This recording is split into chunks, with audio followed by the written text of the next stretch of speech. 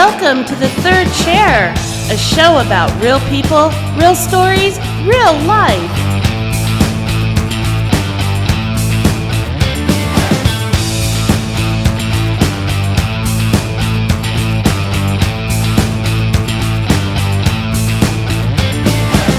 And here are your hosts for The Third Chair, Peter Grigg and Doug Bazeski.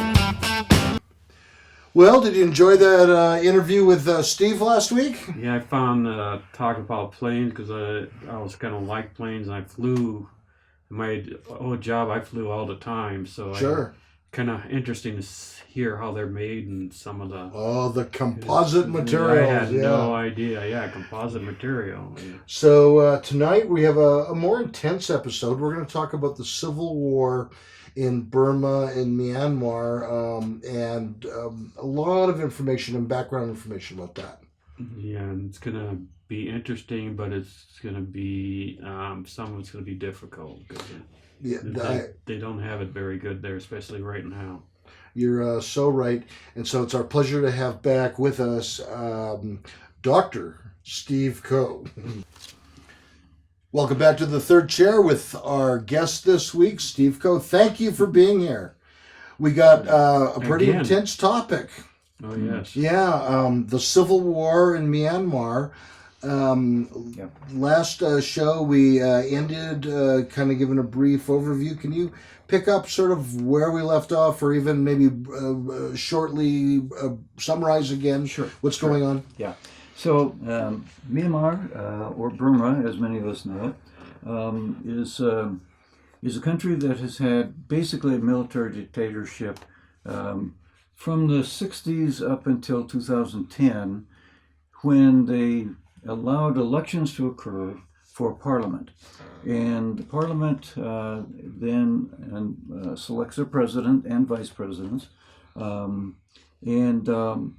But the military still maintains the trump cards, if you will, not to be confused with our president. They have the authority, according to the Constitution that they wrote, to declare a state of emergency that would give them the authority to resume control of the whole nation again. Sounds a little rigged to me. Like, I don't like the other guy winning, so I just take over, and because I'm the military, I got the tanks and stuff too. Yeah. That can't go over well. No, in fact, a lot of people were very unhappy about that, and it was a very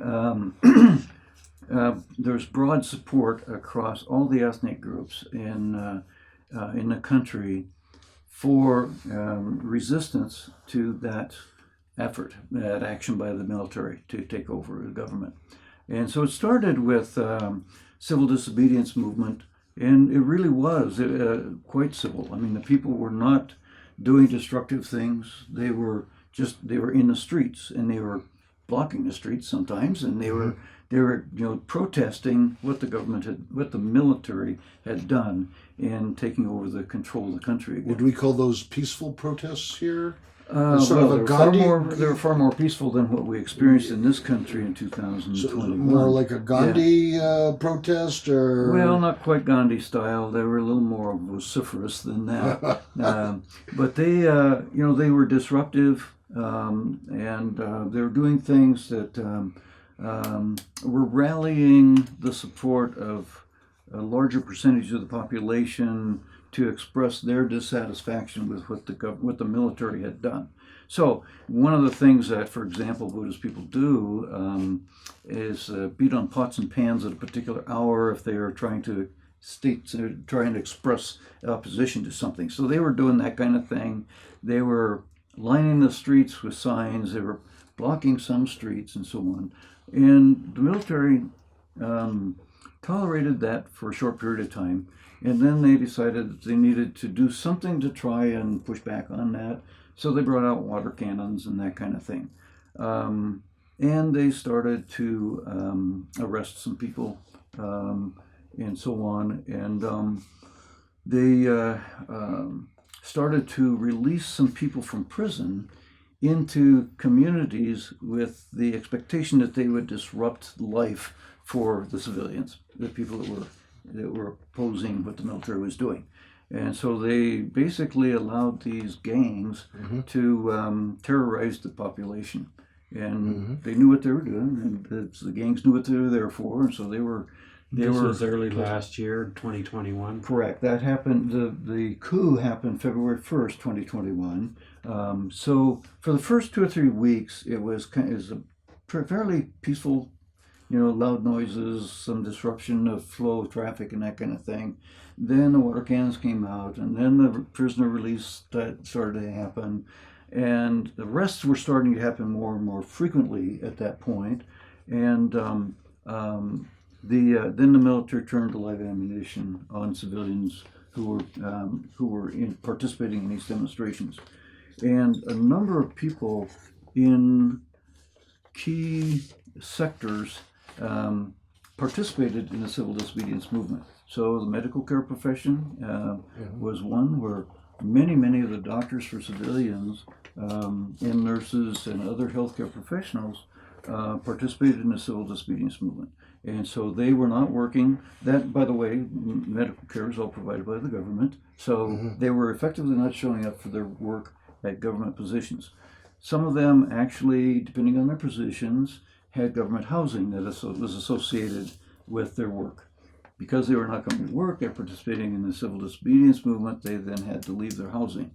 And actually some of them had to go into hiding because of the positions they held. I have a personal friend who was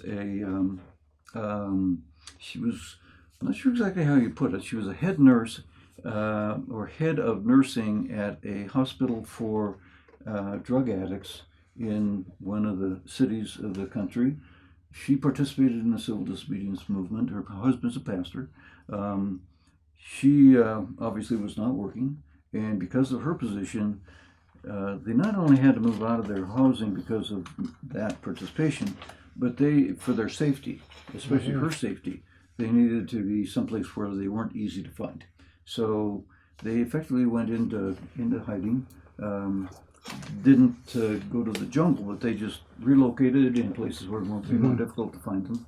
They're still safe at this point, but she was one of many people that had that situation. There are other healthcare workers that were arrested and brutalized by the military and the police, which is kind of one hand in hand in all this.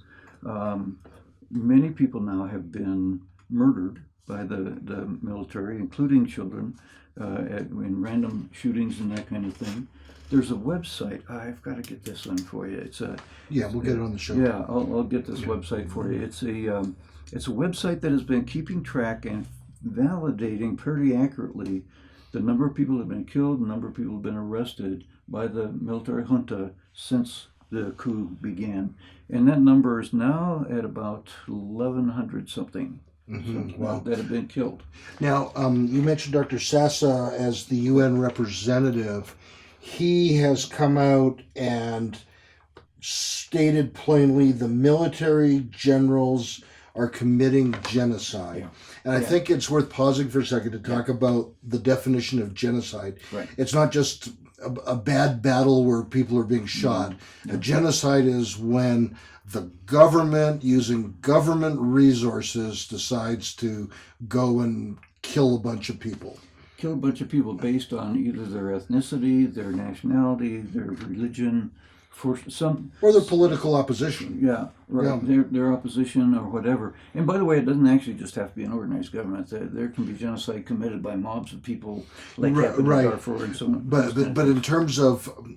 that, what's different than just like a bunch of people killing each other because they're angry. Yeah. It's when you activate the resources of a government to plan out and kill people. Right. That's sort of a different level of terror. It really is. And so it's very targeted at a specific demographic of your population. Right. So now the current situation, I would not necessarily classify everything that's happening necessarily as being genocide against the broad population. But selective. In 2017, there was was actually even finally called genocide, even by the U.S. government, that occurred. In the western part of Myanmar, over along the border with Bangladesh, there's a particular group of people called the Rohingya people, and their ethnic heritage goes back to Bangladesh, and they're Muslim, and they were living Muslims among the Buddhist population in Rakhine State and so on. There was an incident that occurred. There's always been tension between the Buddhists and the Muslim, the Rohingya people and the Buddhists who are citizens, partly because of the way that the government treated the Rohingya people. They never gave them citizenship, even though they've been there for 200 years, because they said you're squatters here, right? And so they've been treated by the government as non-citizens. Strangely, they've still been able to live there, do business there, work for people, do that kind of stuff. Most of the time, not very high-paying stuff, but they've been able to coexist fairly comfortably with the Buddhist population. Things got stirred up in 2017, where an incident occurred where some Muslim men were accused of rape of a Buddhist girl. Whether it happened or not, we don't really know. Can't really tell. But it lit the match to the tinderbox, and it just exploded. The military, over time, then came in and decided they had to participate, and they reinforced the police, and the military came in. They started burning villages, shooting people. There are mass graves that have been discovered since that time. There are videos, even satellite imagery of villages being just burned and so on. 700, well, I don't know the exact number, something around 740,000 Muslim people fled the country one way or another. It may have been far more than that. Some left by boat and tried to get to other countries around the Bay of Bengal. Many of them went to Bangladesh and are still there. And let's hold that thought for now, and we'll be right back.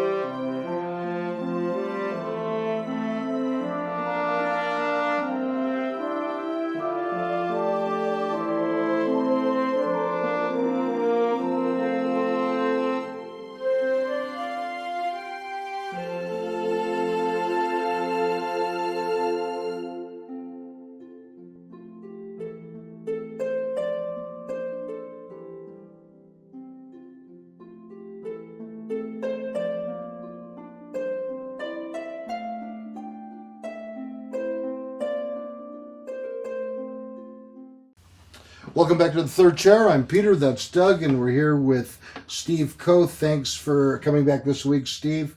We're so grateful.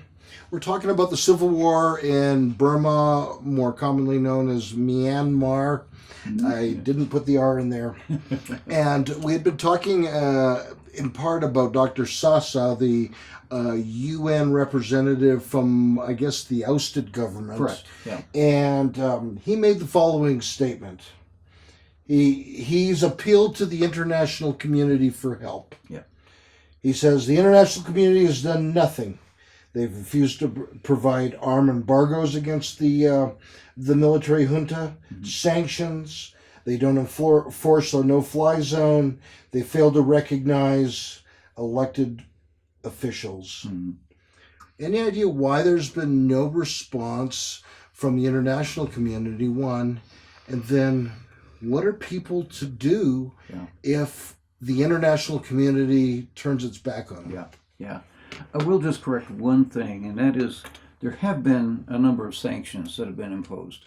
And there is about $1 billion worth of financial assets that have been frozen in U.S. banks. Oh, this must be relatively new? No, actually, this happened back in March, I think. Okay, all right, well, March good. of 2021.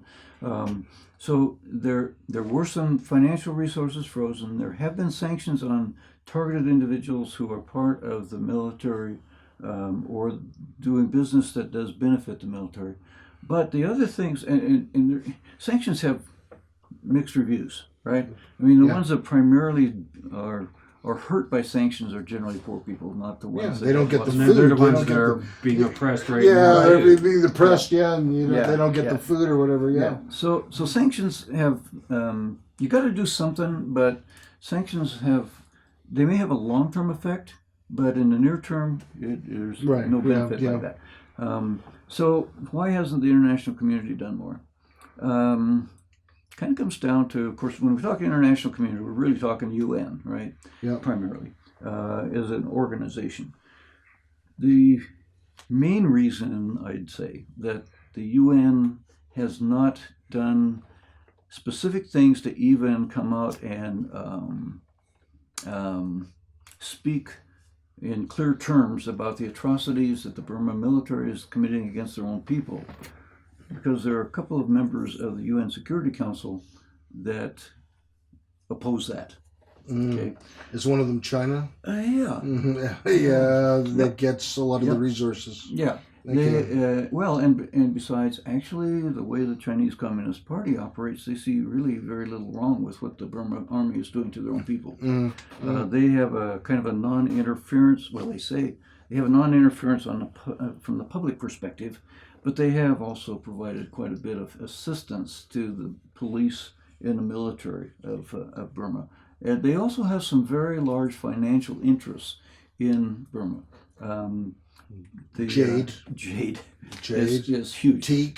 Teak, is another very big one. The jade mining in the northern part of Myanmar in 2014 yielded something around $31 billion worth of jade.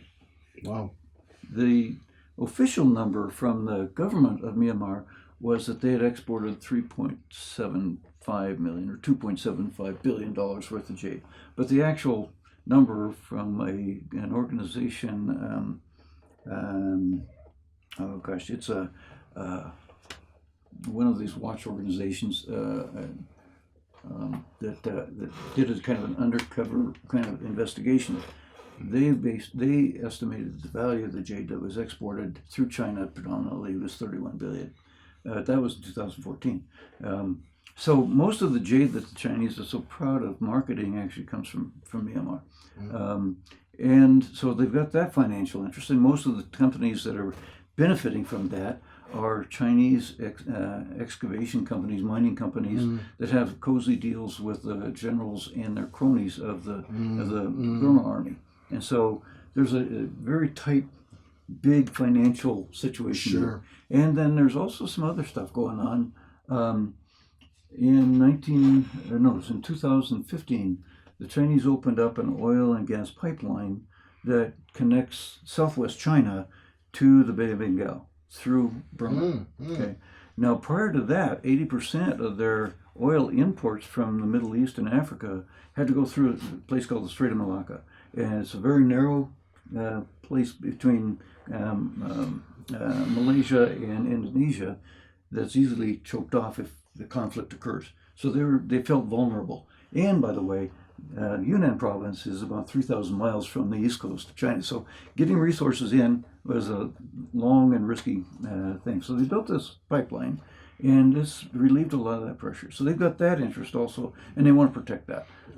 So that's a lot of reasons not to do it. And then, and so let's fast forward now to September the 7th, 2021. Yeah. I saw on YouTube one of the ousted government leaders, I don't know his name, speaking on behalf of other ousted government leaders, that he said, we were calling upon the citizens to officially revolt against the rule of military terrorists and to launch a defensive war. Yeah.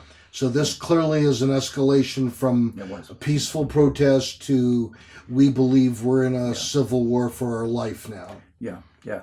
And in fact, actually, there were some things that built up to that point. Oh, sure. I mean, there are a number of ethnic militia groups in Burma or Myanmar that have been in place for a long, long time fighting against the atrocities of the military. But it got to that point where this representative of what's called the National Unity Government, it's actually a shadow government made up of people who were ousted from the parliament. It got to a point where they said, we need to officially declare that we are going to fight against, in a defensive war, against the atrocities of the Burma military. And so that has not necessarily resulted in just kind of a wide-scale eruption of violence in mass across many parts of the country. There's a strong resistance that has been much more durable than what many people anticipated it would be when all this began. So it's got a lot deeper roots. And by the way, if the military retains control, it's going to set the country back decades in terms of the life experience for the majority of the people. So they know that they've gotten beyond the point of no return. And so they feel they must continue this resistance. But it's interesting because, even the percentage of people, I'm just going to estimate, the percentage of people that are strongly behind the resistance movement is probably 15 to 20% maybe. Okay, maybe not that much.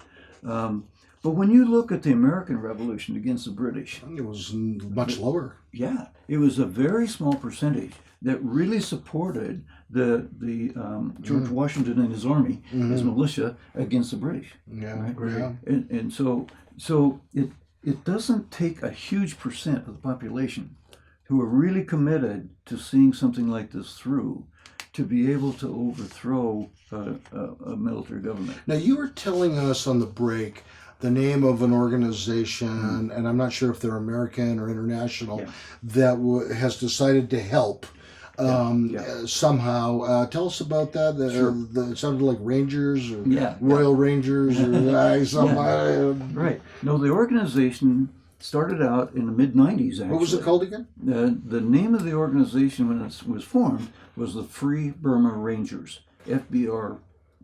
I think you have to go freeburmarangers.org to find it on the internet. But if you look for that on the internet, you'll find them. They've actually renamed themselves to be Free the Oppressed because they've also gotten involved in Syria and in Afghanistan. Free the Oppressed. Free the Oppressed. Okay. Right, that's what they actually go by now. So they have been one of the prime organizations started by a very devout Christian man who was an Army Ranger, U.S. Army Ranger.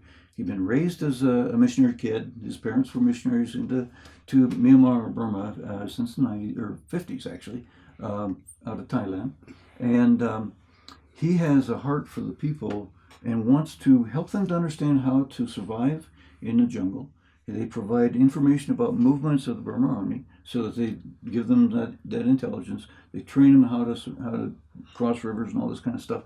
They give them medical training, and they actually do a thing called good life clubs or good news clubs for the children. So it's a Christian ministry kind of thing. Mm-hmm. They also have been documenting the atrocities committed right down to the unit number and who their commander was of the Burma Army, who they attacked, what city or what town, and who they killed or the actions they took. They've been documenting that, providing the State Department to the Home Department in the UK and to the UN for decades now. Wow. 25 years plus. All right, we're going to just take a quick break, and then we're going to change direction just a little bit. Okay. We'll be right back.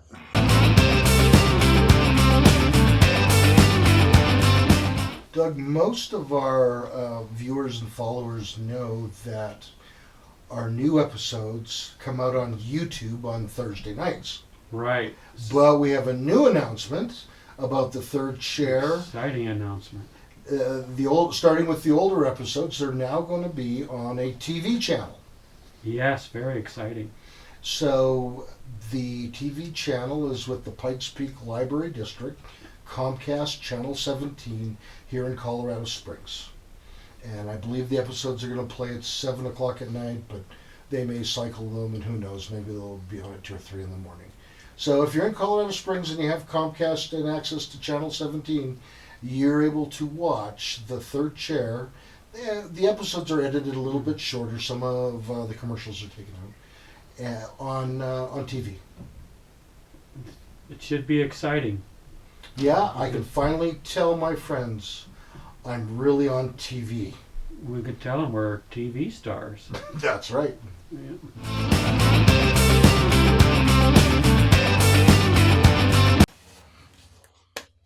Welcome back to The Third Chair. That's Peter over there. He introduced himself to me this evening. And this is Steve Coe, our wonderful guest. And Steve, people are probably wondering, how do you know so much about this? And you started volunteering, going there to teach them about business. When did that start? Actually, the first time I went there was in 2009, January 2009. I was asked to come and teach on theology of work, actually. That's where it started. Oh, Okay. So, So we talked about that last week, what that means, and helping people understand that work is really something God has given us the opportunity to do for it's really a worship symbol. Anyway, so I got started doing that, and it transitioned into doing some other things that were, I started teaching people a bit about the economic history of their country, because it's interesting that many people in Myanmar didn't really understand the economic history of their country.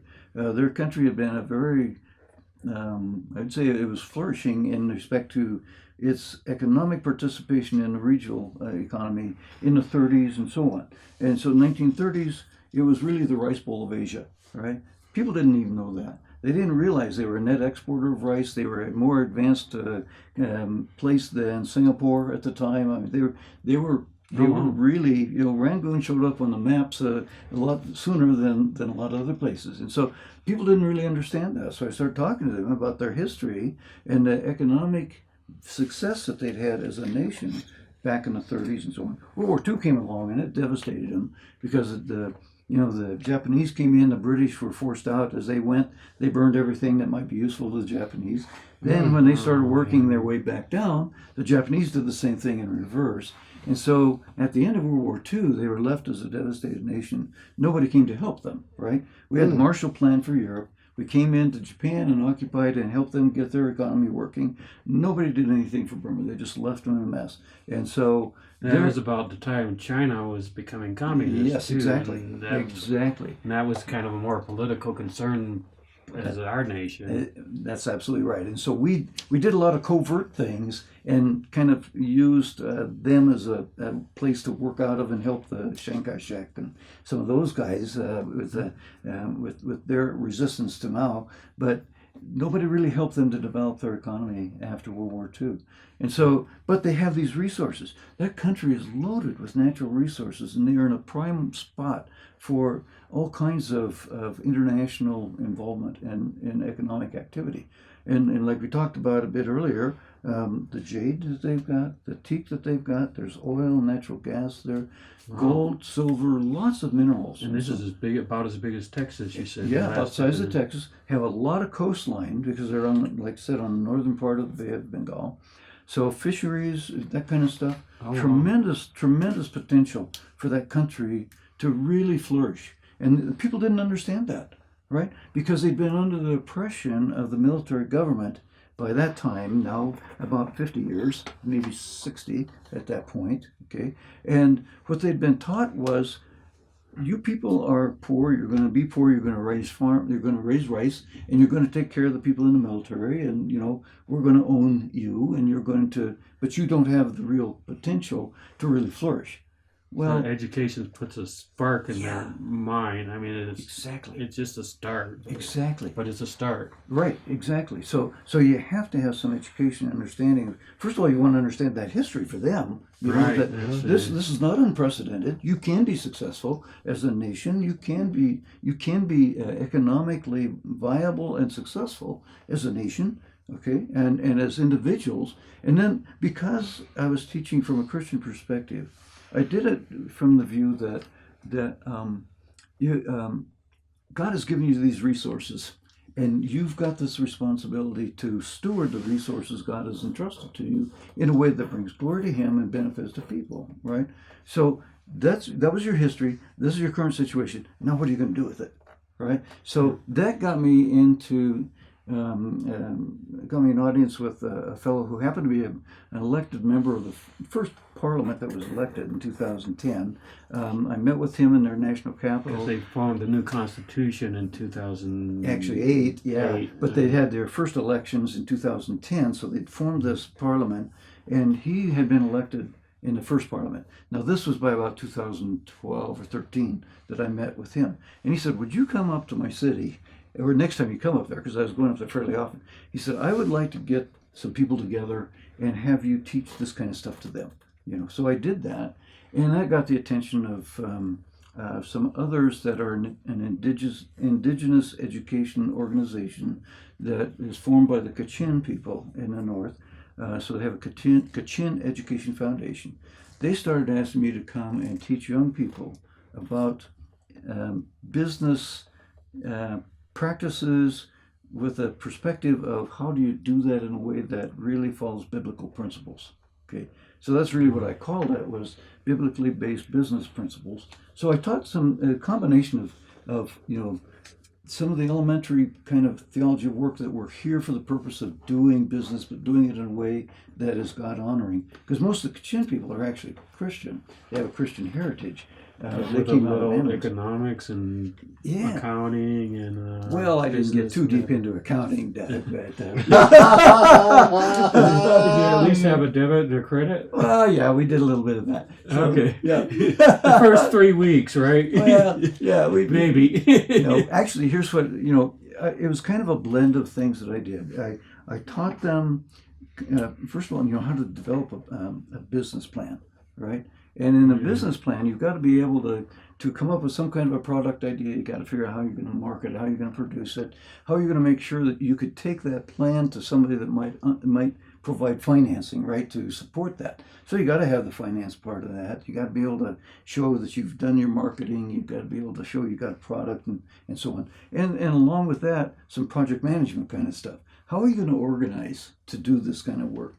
And all from the perspective of doing this in a way that's different from what they were typically doing there.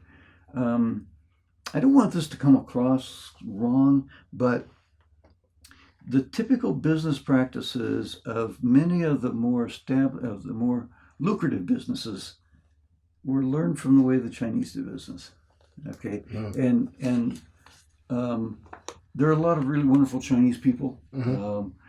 But many of the people who are at the upper end of the business world in China have business practices and ethics that are not what we would hope good Christians would do.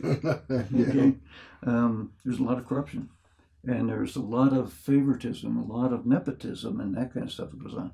So I found in South America, for small businesses, the only place they could get financing were from loan sharks, basically. Mm-hmm. And so even to get a small loan, they were charged 50-60% interest. Right. Effectively barely surviving if your business is okay. Yeah. Lots of challenges with microenterprise development.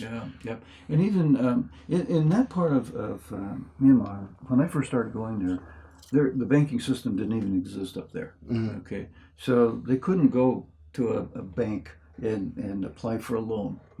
Oftentimes it was family members or close friends or members in the church maybe were pooling their resources to help get something get started and that kind of thing. But if you're going to actually see an economy develop, you're going to have a banking system. They didn't even understand what banking systems were about. Mm. So, teaching some on that kind of thing, what that's all about, and how they work and why they work the way they do or should work the way they do. That kind of stuff was part of it. Organizational development kind of stuff was part of it. Mm-hmm. Really interesting. I asked these guys, you come up with a product idea, and so how are you going to organize a company to produce this? You got to think about this. And so, they just said, well, we just do it. And that's not going to be quite successful if you're going to make cars or, and have them come up with a product idea. And so we developed an organization chart kind of idea. And then I asked them, so now show me what you think that whole organization chart looks like. Well, they'd start at the top with the big guy, right? And the big guy has an assistant. And then the assistant's got an assistant, and then the assistant's got an assistant. And down here, you got all these people that are working. Well, what's the difference between what assistant 1 and assistant 2 do? Well, they just do. We don't. Yeah. I don't know. It was just because that's actually his nephew. And then that's a cousin. That's the next one down. And then it's they didn't have quite the understanding of how do you develop a business without nepotism, without corruption and bribery. Mm-hmm. Well, and nepotism also meaning just taking care of your family. Bring in your relatives. Yeah. Put them on the payroll. Yeah. Whether they can work or not. Yep. Yeah, we'll discuss more on business and other things dealing with the Constitution. Yeah. Okay. After this break. Hi, it's Peter from the set of The Third Chair.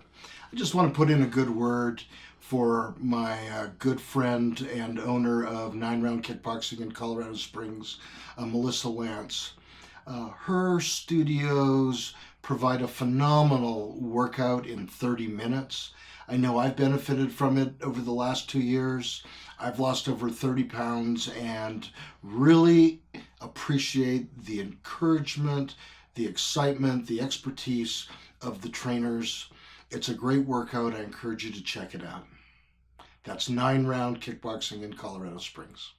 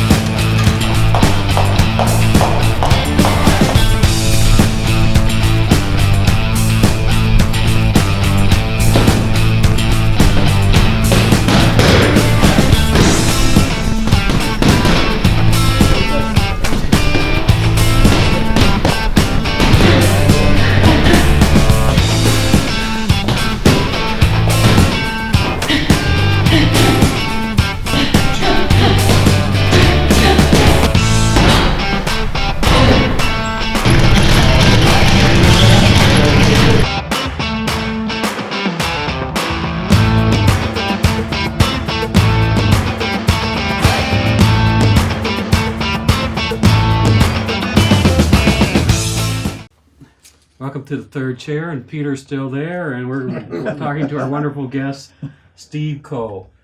And Steve, you mentioned in 2008, Burma passed a constitution. Correct. And we were wondering if certain things that are in our constitution are there, like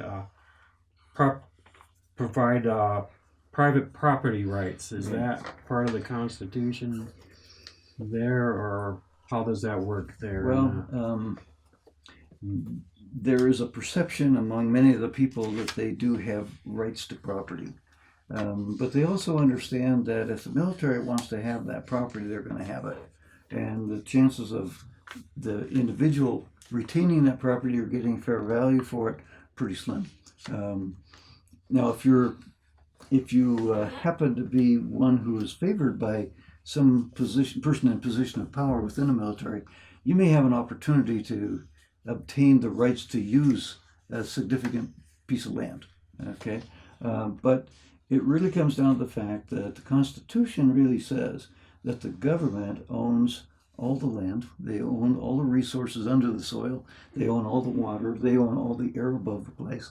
So it's they let people use it, and let them feel like they own it, they can sell it between themselves back and forth.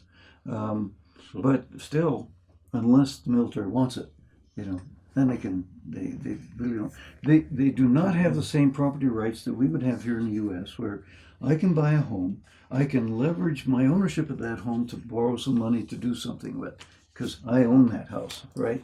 Which happens quite a bit in this country. Exactly. And that, by the way, has been a foundation of the growth in the middle class, right?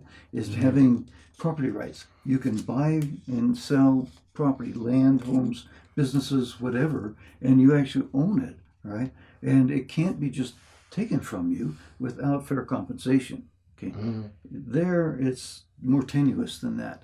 but they still have been able to do business fairly well for many of the people who have reasonable education have been able to do pretty well, or people that have had the benefit of some family member that could teach them how to do something.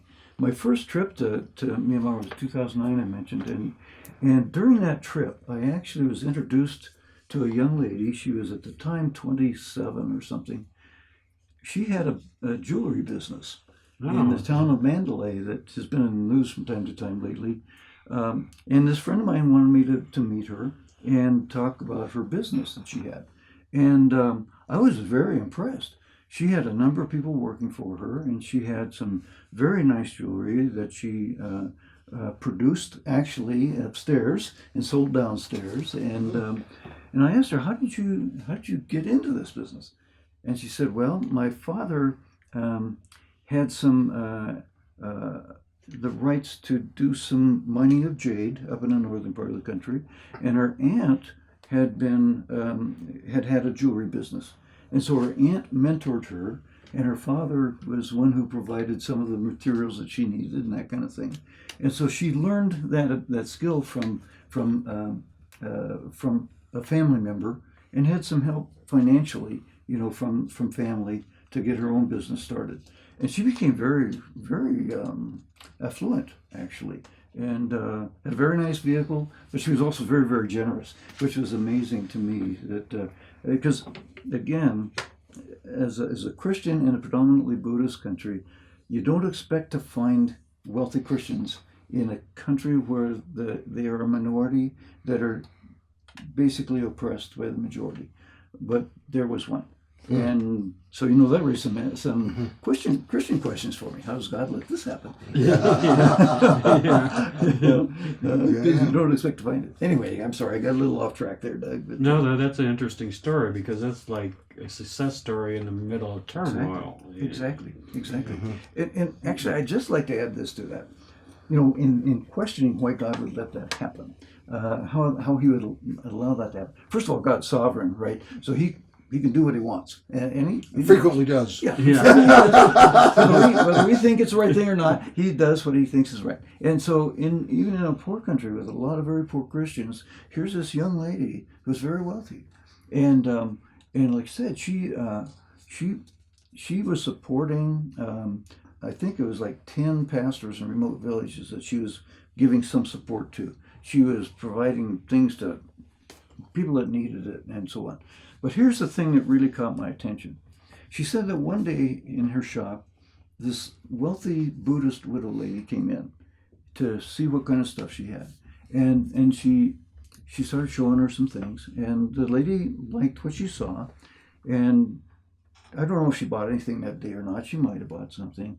But a few days later, she came back, and she came back and she wanted to talk to this young lady. She wanted her to be the one to wait on.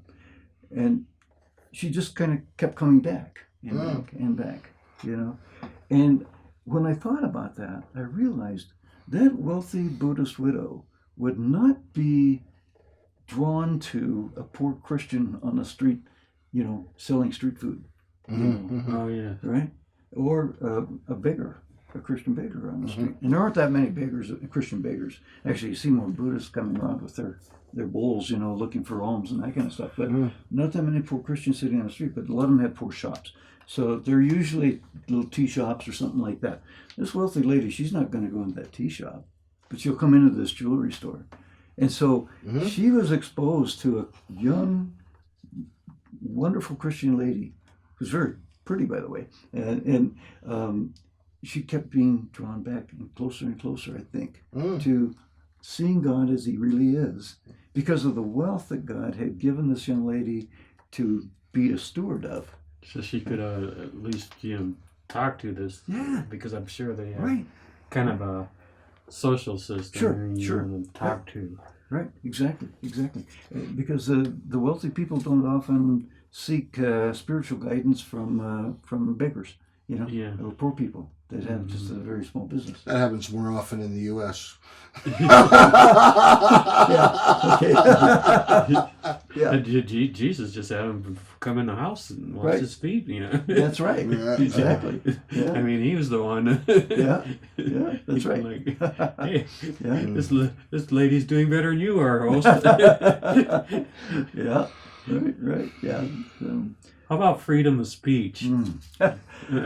Which I guess the banging of the cans and Yeah. Well, freedom of speech comes with risks, and a lot of people, especially since the February 1 coup, have been imprisoned because of what they've said, and especially if they are people in positions of influence, they have been arrested, maybe in the middle of the night. People they could not find peaceful times because they were always concerned about being arrested. Vocal young people on the streets. Initially, the military tolerated that quite a bit, but then, like I mentioned last week, it started as a peaceful demonstration, and then the police started using water cannons, and they turned to live ammunition. But along the way, they started arresting people, and many people have died in interrogation, and have so it's to say that there's no freedom of speech is not quite right. But you have to be willing to take the consequences, and they understand what they are. There actually are some internet publications that some people are doing. In fact, there was a fellow who recently was released from jail in Myanmar from the U.S., a guy named Danny Finster, who was editor of one of those online publications. Got arrested by the Burma military or the police. He was in prison for about 6 months, and there were all kinds of appeals and that kind of stuff. Finally, former Ambassador Bill Richardson went there and kind of cozied up to the generals, I guess, and some other people talked to them, and they eventually let him go. So he's back in the U.S. now. I think he came in through Detroit. He's a Jewish fellow, and he also experienced oppression because of his role in trying to get out the truth about what the military is doing to their people. Wow. Very interesting. And we'll wrap this up after our next tiny break. Just a tiny break. Tiny break.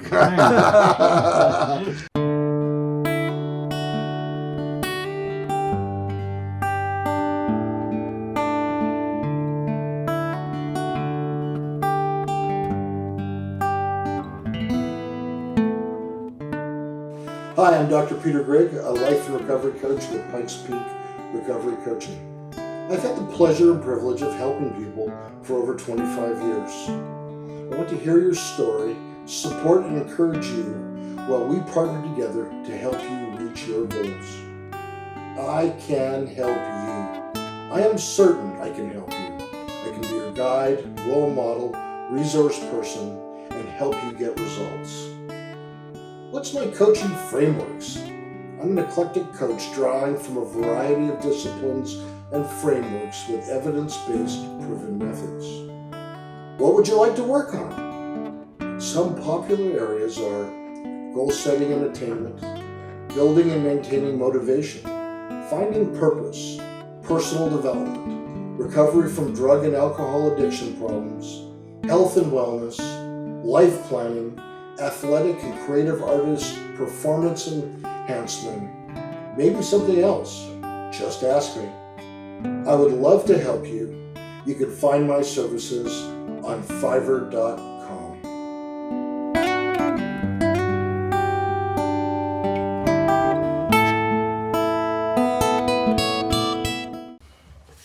Welcome back to the Third Chair. I'm Peter, that's Doug, and we're here today with Steve Coe. We're down to the last few minutes of the show, and we've been talking about the Civil War in Burma.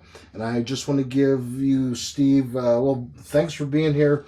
The last few minutes, if there's anything else on your heart that you want to say about the situation that maybe we didn't ask about. Yeah, okay. Yeah, I think that, early on in February of 21, when the military took over the government, there was quite a bit of information in the news. A lot of the mainstream media was showing footage of the protests that were going on in the streets and so on. And as we discussed earlier, those protests were not violent protests. They were disruptive, they were loud sometimes, and so on. The military tolerated it fairly well for a few weeks, but then they got more and more violent. And they have been committing atrocities really for decades in that country. Most of the time they've kept it below the threshold of notice by the mainstream media, so we didn't hear much about it. But there are organizations that have been working to help the people there to get away from the atrocities that are being committed. The Burma Army will come into villages and destroy what people have. They'll destroy their crops, they'll kill their animals, they'll rape the women, they'll burn their homes down, they'll do all kinds of unpleasant things. So there are a lot of internally displaced people in several parts of Myanmar. Or several organizations have been helping in doing something to help people humanitarian-wise for a number of years. The one organization I mentioned before, the Free Burma Rangers, led by a fellow who was raised by missionaries to that part of the world from the United States, former U.S. Army Ranger Major, has developed this organization that's been very, very successful and very humble in their service.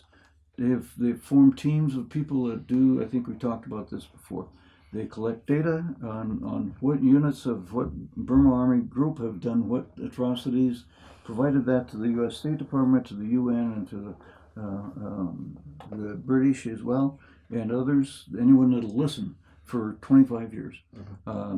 They are in the middle of helping the people there with humanitarian needs. Many, many poor people are not getting enough food. They are not getting medical care. They've been hit with the COVID thing as well, and in a way that's just been devastating to many of them. And the military have their own medical care people, but the civilians don't. The military has plenty of food, and many of the civilians are starving. So if there are people who want to do something to help, and the best thing they can do is provide some funds, Free Burma Rangers is a great organization. You can trust them. I have arranged for several $1,000s actually to be gotten into the hands of people that I trust in parts of the upper part of Myanmar through the Free Burma Rangers. They've helped us to do that. Is that their current name? Or can you still find them on the internet that way? Actually, you'll still find Free Burma Rangers on the internet. But the organization's official title is Free the Oppressed. And because they've expanded their efforts into Syria and other parts, even the fellow who runs it is a fellow named Dave Eubank, a good friend of many people. I've met him personally and been in his home in Thailand. He is a godly man. He takes his family into dangerous areas, his wife and children there. And now his two daughters are in college at Texas A&M, I think, remotely, I think. Their youngest son, Peter, is still with them. Peter's not a bad name, right? No. So anyway, I guess this has turned into a bit of a promotion of Free Burma Rangers. If you want more information about that, I would be happy to communicate with anyone who's interested in it. There are other organizations also, major organizations that have been doing some things for a number of years. World Vision does some things there. I don't know if they still have staff in country. So if someone wanted to get a hold of you, would you want them to email you or send a smoke signal or what? And tell us your email that you'd want them to use. Yeah, the email that would be best would be basically my name, Stephen with a V, .l.coe at iCloud.com. iCloud.com. Yeah, and just You can read the email name on the screen too. Yeah. Okay. Great. Yeah. That'd be great. And just if you just put something in the subject of Myanmar assistance or something like that, or Burma assistance, or how do I get in touch with the FBI, Free Burma Rangers, or something, just something about that, and I will give it my immediate attention. Well, thank you so much for being here, This is Steve. very educational. Very episode. educational, very fascinating, and we're so glad and grateful that you came. Thank you very, very much.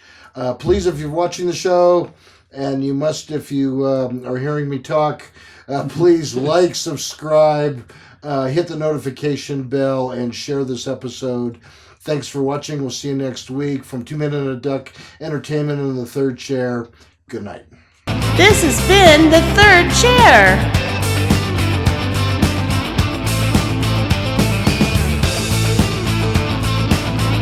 Want to be a guest? Want to sponsor our show? Send us an email. Please subscribe to our channel and follow us on social media.